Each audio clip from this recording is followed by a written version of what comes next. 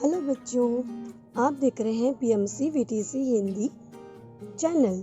बच्चों, वीडियो देखने के बाद आपको क्या करना होगा यह मैं आपको बताती हूँ।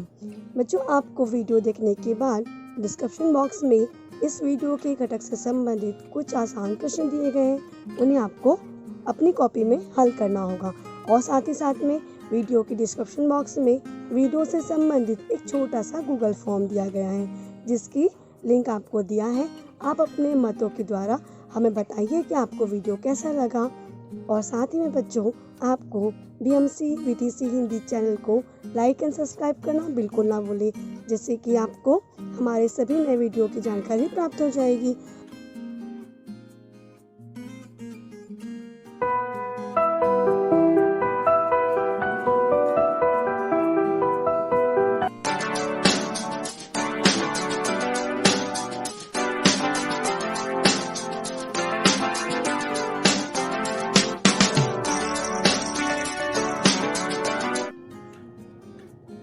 नमस्कार मेरे प्यारे बच्चों, ब्रह्म मुंबई महानगर पालिका शिक्षण विभाग वीटीसी दादर, मैं आपकी मार्गदर्शिका राधा गुप्ता। आइए बच्चों, हम अपने विषय की ओर चलते हैं। हेलो बच्चों, कैसे हैं आप सभी लोग। आशा करती हूँ आप सभी बहुत अच्छे होंगे, घर पर होंगे और सुरक्षित होंगे। तो बच्चों, जैसे आपको पता है कि आपकी जो कक्षा है वह सबसे पहले आपको स्क्रीन पर दिखाई देती है।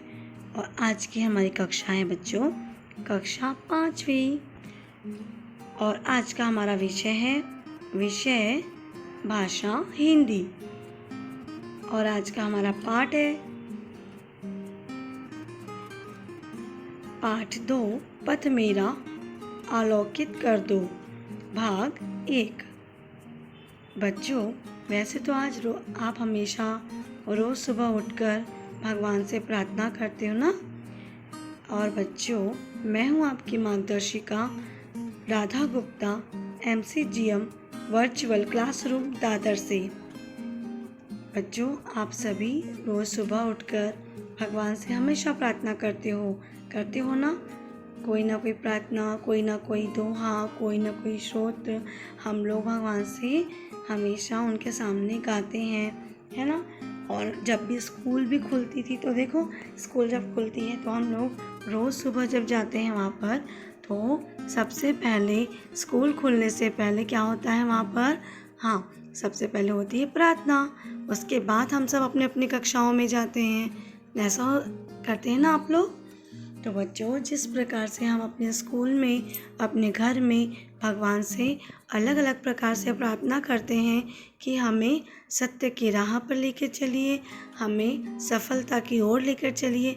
तो बच्चों, इसी प्रकार से यह एक कविता लिखी गई है, पाठ 2, पथ मेरा आलोकित कर दो, है ना। तो चलिए बच्चों, हम इस कविता को समझेंगे और समझ के जानेंगे कि किस प्रकार से कविता लिखी गई है। बच्चों, यह जो कविता लिखने वाले हैं, ये हैं बच्चों द्वारका प्रसाद महेश्वरी। द्वारका प्रसाद महेश्वरी 9 दिसंबर 1916, 29 अगस्त 1998 में इनका मृत्यु हुआ था। और 9 दिसंबर 1916 में इनका जन्म हुआ था। हिंदी के साहित्यकार थे ये।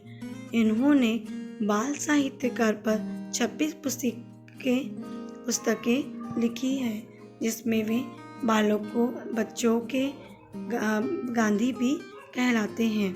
यदि कोई आपसे पूछे कि बच्चों के गांधी किसे कहते हैं, तो बच्चों हम कह सकते हैं कि द्वारका प्रसाद महेश्वरी जी को बच्चों के गांधी कहा जाता है। उनकी कविताएं आज भी बच्चों के स्कूल पाठ्यक्रम में सम्मिलित हैं। हर रचना से बाल मन आज भी प्रेरित होता है। उनकी जितनी भी रचनाएं हैं बच्चों, हम जब भी पढ़ते हैं तो ऐसा नहीं लगता कि यह बहुत पुरानी हो गई है या आज के युग में इसका कार्य नहीं है। ऐसा नहीं है। आज 2021 होने के बावजूद इनकी कविताएं इतनी पुरानी होकर भी हमें आज भी ऐसा लगता है कि हमारे समाज की जो स्थिति है उन पर यह निर्धारित है। हर रचना में बाल मन आज प्रेरित होता है। उनकी अधिकांश रचनाएं देश प्रेम, वीरता, प्रकृति आदि पर आधारित है। बच्चों, आप जो यह चित्र देख रहे हैं, यह है द्वारका प्रसाद महेश्वरी जी का। चलिए अब हम इनके बारे में और भी जानकारी प्राप्त करते हैं। बच्चों के कवि सम्मेलन का प्रारंभ और प्रवर्तन करने वाले के रूप में द्वारका प्रसाद महेश्वरी का योगदान अविस्मरणीय है, क्योंकि बच्चों सबसे पहले बच्चों की जो कविता सम्मेलन हुआ करती थी, तो यह द्वारका प्रसाद महेश्वरी जी का ही इस कार्य के लिए बहुत बड़ा योगदान है कि जो बच्चों को भी एक कवि के रूप में प्रस्तुत करने का कार्य में इन्होंने बहुत कार्य किया है। वह उत्तर प्रदेश के शिक्षा सचिव थे। उनकी अध्यक्षता में 500 बाल कविताओं की रचना हुई थी। हिंदी की इन कविताओं को स्कूल में पढ़ावा व अंग्रेजी की कविताओं की जगह स्थापित करना इनका उद्देश्य था। इनके जीवन का बहुत ही अच्छा उद्देश्य था बच्चों कि जो इंग्लिश की कविताएं हैं उनको बढ़ावा कम मिलते हुए हिंदी की कविताओं को ज़्यादा बढ़ावा मिले और अपना देश, अपनी भाषा को अच्छे से जाने और समझे। इस कार्य के लिए द्वारका जी ने बहुत ही बड़ा योगदान दिया है, जिस कारण से इन्होंने 500 कविताएं भी लिखवाई थी और साथ ही साथ में इन्होंने बहुत ज़्यादा कार्य किया है। इन्होंने इलाहाबाद में ही महेश्वरी जी ने गुंजन पाठ संस्था भी बनाई, जिसकी गोष्ठियाँ हिंदी साहित्य सम्मेलन के कक्ष में समय समय पर होती रहती थी। महेश्वरी जी भी काव्य मंच पर कविता पाठ भी करते थे तथा उन्होंने श्रोताओं के बुरी बुरी का अर्थ होता है कि भरी भरी सराहना भी पाई। मतलब आपको पता है बच्चों की कोई भी जो कविता होती है, जो काव्य गाते हैं, जो शायर होते हैं, उन्हें ऐसा लगता है कि कोई हमारी तारीफ करे। तो इसी प्रकार से कई रूप से हमने देखा है कि हमारे जो महेश्वरी जी हैं, यह भी बहुत सी लोगों की प्रशंसा इन्होंने पाई है।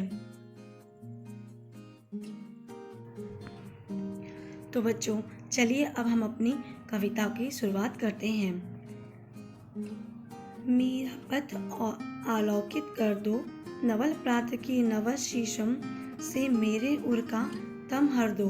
बच्चों यहाँ पर भगवान से प्रार्थना करते हुए बच्चे कहते हैं कि मेरा जो पथ है, मेरा जो रास्ता है, इसे अलौकित कर दो।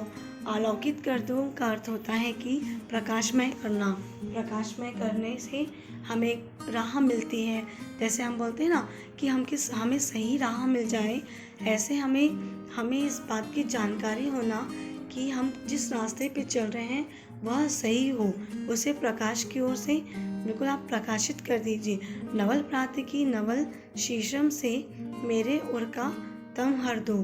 कवि कहते हैं कि जो सुबह सुबह जो नवल प्रात होती है, जो सुबह सूरज जब उगते हैं और जो सबसे पहले जो पहली किरण निकलती है, उसी प्रकार से मेरा जो रास्ता है, मेरे जो उर का तम है वह हर लो।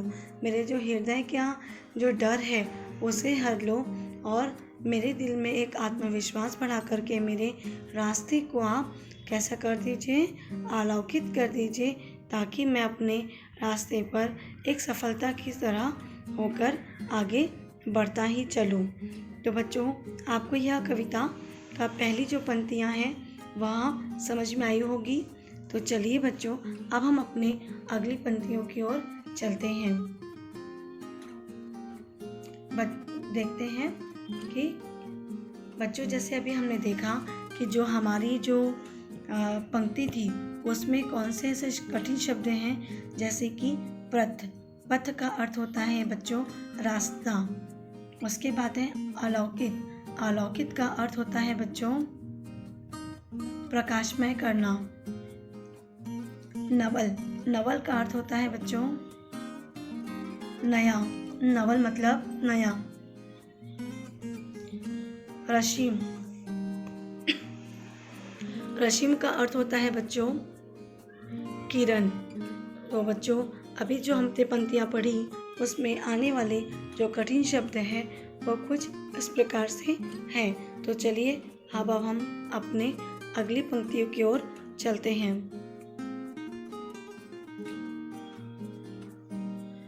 मैं नन्हा सा पृथक सी विश्व के पथ पर चलना सीख रहा हूँ। मैं नन्हा सा विक्रम विश्व के नभ में उड़ना सीख रहा हूँ। देखिए हम भगवान से बोलते हैं ना कि मैं बहुत ही छोटा सा हूँ, मैं बहुत ही छोटा बच्चा हूँ जो कि अभी इस विश्व के जो इतने बड़े बड़े जो रास्ते हैं, एक राहगर होकर के, एक राही होकर के मैं इस पूरे विश्व पर अभी मैं चलना सीख रहा हूँ। अच्छा बताइए बच्चों, क्या आप अभी बहुत बड़े हैं क्या? नहीं ना, आप अभी छोटे हैं, फिर भी आप आगे आगे कदम बढ़ा रहे हैं। तो हम भगवान से यही तो प्रार्थना करेंगे कि हे भगवान, मैं भी बहुत छोटा हूँ, लेकिन मैं इस दुनिया की, इस विश्व में अपने कदम को आगे बढ़ाने की कोशिश कर रहा हूँ, अर्थात कि मैं भी चलना सीख रहा हूँ। मैं हूँ नन्हा सा विक्रम विश्व के नभ में उड़ना सीख रहा हूँ। यहाँ पर ये बच्चे बोलते हैं कि मैं इस पूरे विश्व का बहुत छोटा पंछी हूँ, जो कि नन्हा सा पंछी हूँ। विक्र का अर्थ होता है पंछी। मैं बहुत छोटा पंछी हूँ जो कि इस पूरे ब्रह्मांड में, इस पूरे विश्व में अभी मैं केवल उड़ना सीख रहा हूँ, है ना। तो बच्चों ये कविता की लाइन कितनी अच्छी है।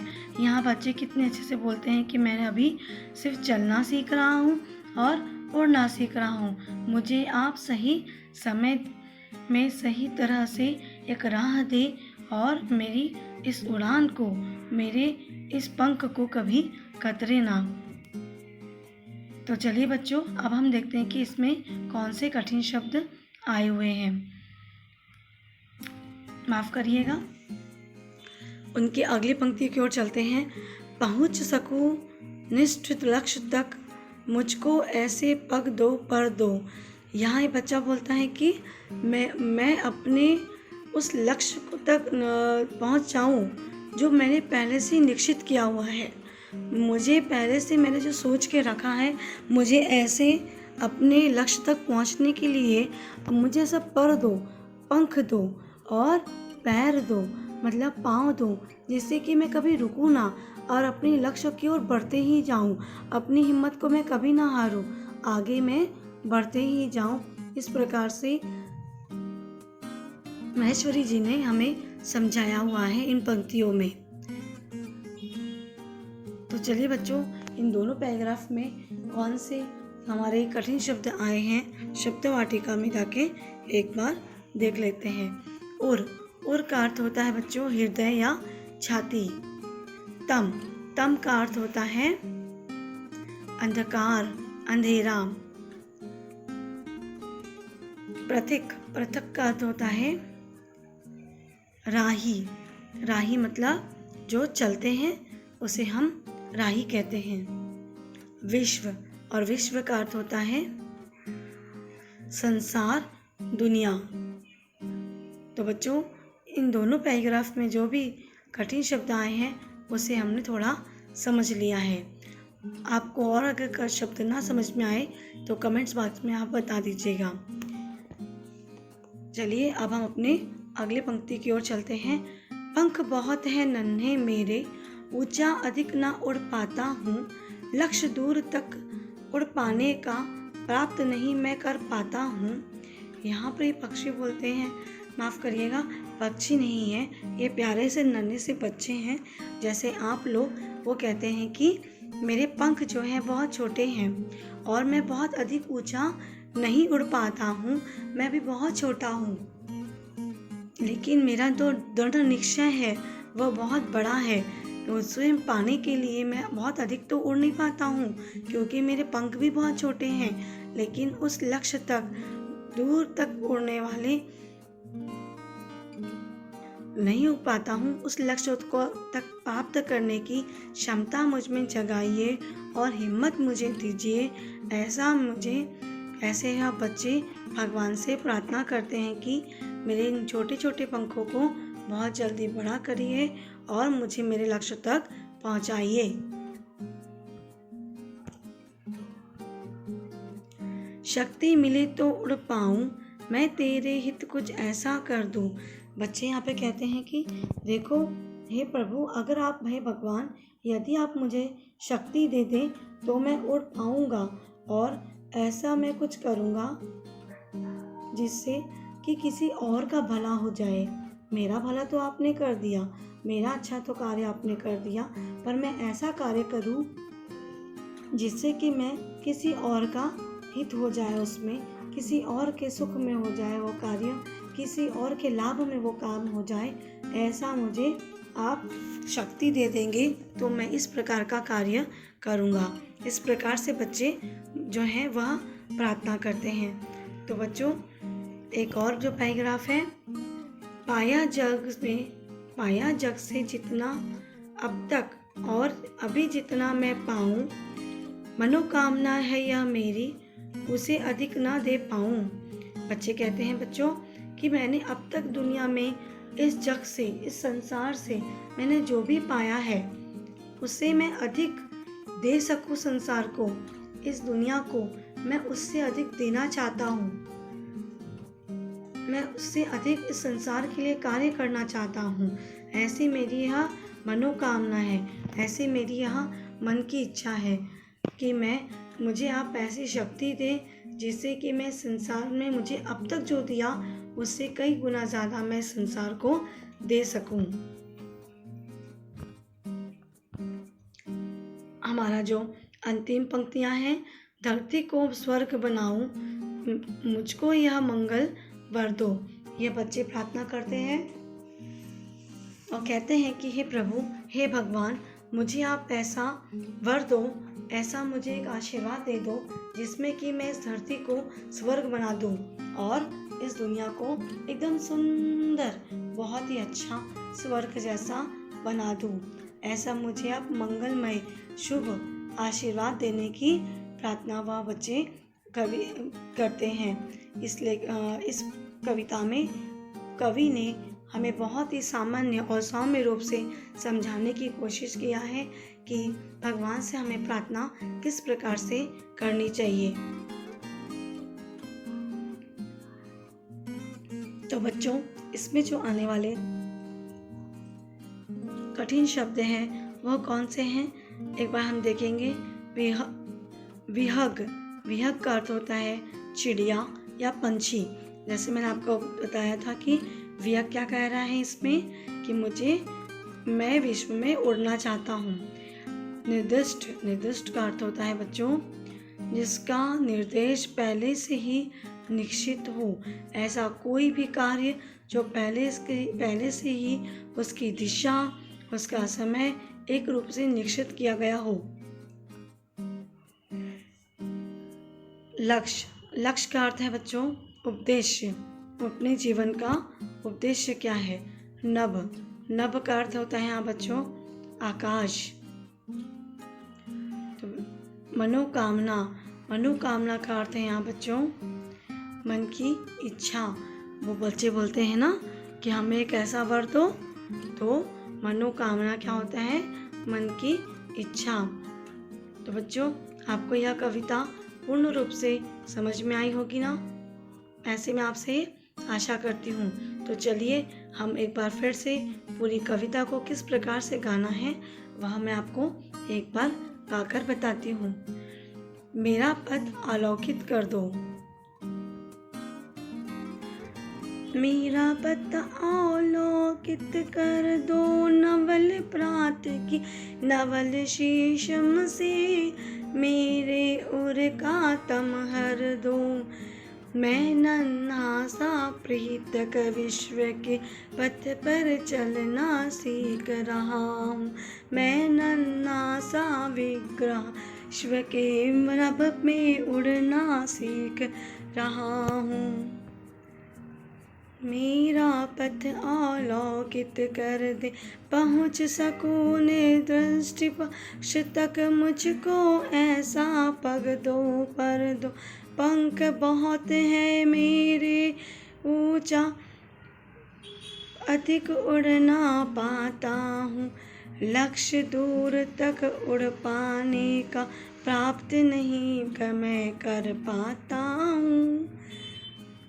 पंथ ऊंचे पाया जग से जितना अब तक, और अभी जितना पाऊंगा, मनोकामना है ये मेरी, उससे अधिक दे पाऊं। शक्ति मिले उड़ पाऊं मैं, मेरे हित कुछ ऐसा कर दो। मेरा पथ अवलोकित कर दो, मेरा पथ अवलोकित कर दो। धरती को ही स्वर्ग बनाओ, मुझको यह मंगल वर दो। धरती को ही स्वर्ग बनाओ, मुझको यह मंगल वर दो। मेरा पथ अवलोकित कर दो, मेरा पथ अवलोकित कर दो। तो बच्चों, आपको कैसी लगी यह कविता? अच्छी लगी? तो बच्चों, यह हमारा भाग 1 है। इसके आगे वाली वीडियो में आपको पूरे स्वाध्याय की जानकारी प्राप्त होगी। तो आप आने वाला अगला जो वीडियो है इसका, वह देखना बिल्कुल ना भूलें। घर पर रहना, सुरक्षित रहना और अपना ध्यान रखना। धन्यवाद। आशा करती हूँ कि आप सभी को आज का विषय बहुत अच्छे समझ में आया होगा, और एक बार इन मुद्दों पर आप ना समझ पाए हो तो आप इस वीडियो को वापस से देखिएगा, समझ में जरूर आएगा आपको। और हाँ बच्चों, बीएमसी जो चैनल है इसे लाइक एंड सब्सक्राइब करना बिल्कुल ना भूलें, बेल आइकन को दबाना और भी ना भूलें, क्योंकि अगर आप बेल आइकन को दबाते हैं तो आपको नए नोटिफिकेशन